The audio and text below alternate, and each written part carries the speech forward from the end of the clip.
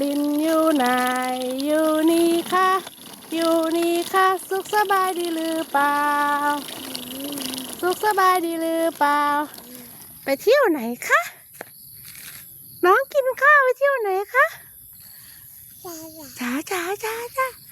คุยกับป๊าดิป๊าดิกินข้าวกินชีแหลกไม่อิ่มเหรอคะกินชีแหลกไม่อิ่มเหรอคะกินข้าวเหนียวติดจมูกแล้วไอวาลินคะเรียกป๊าดิป๊าบายบายก่อนบายบายแม่ก่อนบายบายไม่ลุกค่ะบายบาย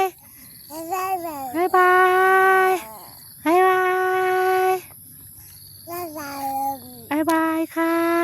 ายค่ะบายบายค่ะเฮ้ยนั่น